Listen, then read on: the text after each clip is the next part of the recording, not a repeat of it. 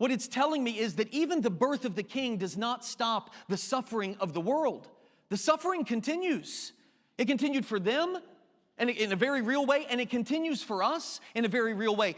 Even the birth of the King doesn't stop the suffering of the world, but Christians, it does signal that the solution to the suffering of the world has now arrived on scene. That's what it does tell us. That's why, even though I get it, I understand why we do it, we should not leave the tragedy out of the Christmas story.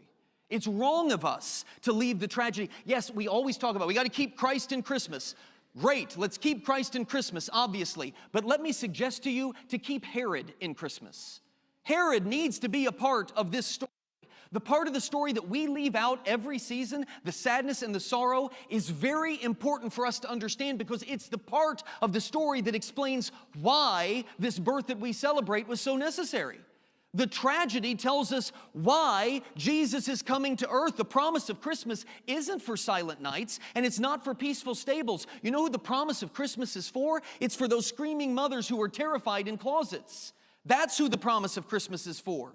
That yes, suffering is here and suffering is for a time, but the solution has arrived on the scene. That's who it's for. It's for those people whose lives, they've lost the people who are the most important to them in their lives. That's who the promise of Christmas is for. It's for those who feel hopeless at this time of year.